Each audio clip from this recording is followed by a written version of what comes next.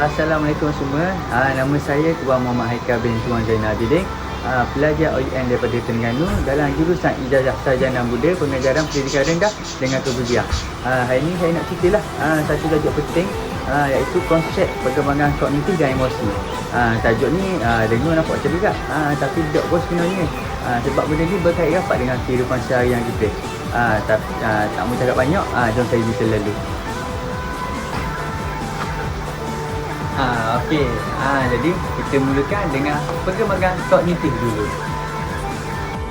Secara ringkas, perkembangan kognitif ni berkaitan dengan cara otak kita berkembang lah, untuk belajar, berfikir dan menyelesaikan masalah. Dua tokoh besar yang banyak bincang pasal perkembangan kognitif ni adalah Jim Piaget dan Lev Vygotsky. Jim Piaget ni adalah seorang ahli psikologi lah dari Switzerland yang lahir pada tahun 1896. Jadi Jim Piaget ni terkenal lah dengan teori perkembangan kognitif ni, yang dibahagikan kepada 4 tahap. Tahap pertama ialah sensori motor. Daripada baru lahir hinggalah 2 tahun, memang kanak-kanak akan belajar melalui diri dan pergerakan. Jadi masa ni memang mereka eksplor dunia dengan rasa sentuhan, dengan rasa dan pergerakan. Tahap kedua pula ialah pra-operasi. Daripada umur 2 hingga 7 tahun ni, memang kanak-kanak mula gunakan bahasa dan simbol lah, macam main masak-masak ataupun doktor-doktor. Jadi lepas tu dia akan masuk tahap operasi konkret ni.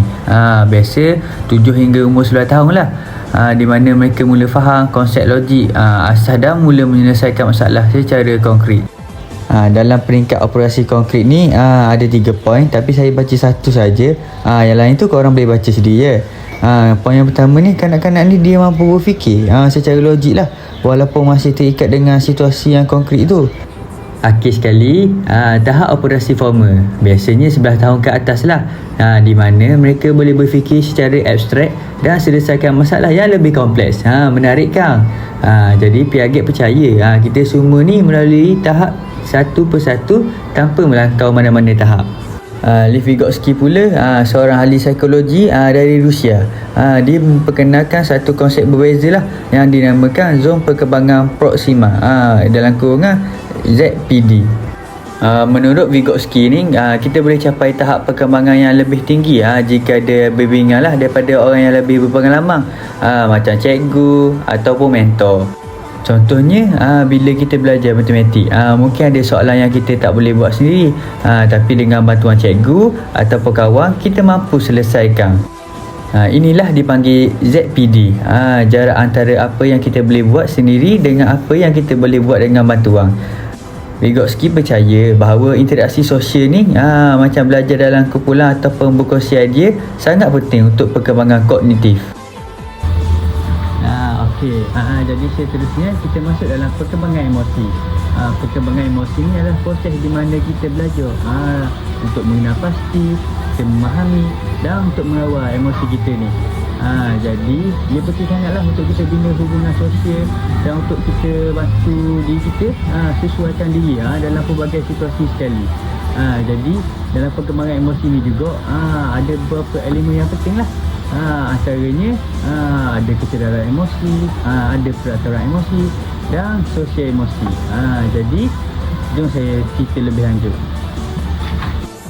Kesedaran emosi ialah kebolehan untuk mengenal pasti dan memahami perasaan kita sendirilah. Contohnya bila kita rasa marah, sedih ataupun gembira, kita tahu dan fahamlah kenapa kita rasa macam tu. Peraturan emosi pula merujuk kepada keupayaan kita lah untuk mengawal emosi tu dalam situasi tertentu. Contohnya, walaupun kita marah, kita cuba untuk tidak marah secara berlebihan. Emosi kita ni sebenarnya sangatlah mempengaruhi cara kita belajar. Bila kita dalam keadaan tenang dan positif, insya-Allah kita lebih mudah fokus dan terima ilmu. Sebaliknya, bila kita stres ataupun tertekan, kita akan jadi susah lah nak tumpukan perhatian pada pembelajaran. Kajian pun tunjukkan bahawa emosi positif ni macam rasa ingin tahu dan gembira boleh tingkatkan prestasi akademik sekali lah. Manakala emosi negatif pula macam kebimbangan boleh ganggu proses pembelajaran kita. Sosial emosi pula ialah keupayaan untuk berinteraksi dan memahami perasaan orang lain. Ini penting dalam membina hubungan yang positif dengan rakan dan ahli keluarga. Kognitif dan emosi ni sebenarnya saling berkait rapat lah. Bila kita stabil secara emosi, kita boleh fokus dan berfikir dengan lebih baik. Contohnya, bila kita yakin dan tak rasa takut, kita lebih berani untuk mencuba perkara baru dan lebih terbuka lah untuk belajar. Sebaliknya, kalau kita rasa cemas ataupun rendah diri, kita mungkin kurang yakin nak tanya soalan ataupun cuba selesaikan masalah tu lah. Jadi benda ni berkait rapat sangat dalam kehidupan seharian kita.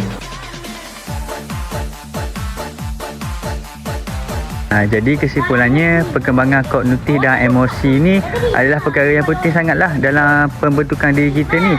Dengan memahami teori-teori dari Piaget dan Vygotsky ni, kita boleh nampak bagaimana pemikiran kita lebih berkembang lah, dan bagaimana emosi kita mempengaruhi dalam pembelajaran kita ni.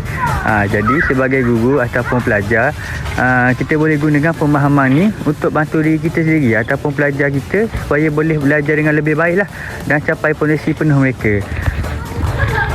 Jadi akhir kata daripada saya nak ucapkan terima kasih semua sebab dengar sampai habis. Harapnya apa yang saya kongsikan ni dapat orang kata bagi sedikit pencerahan lah dan inspirasi kepada kita semua untuk lebih menghargai proses pembelajaran ini. Jadi kita jumpa lagi. Assalamualaikum.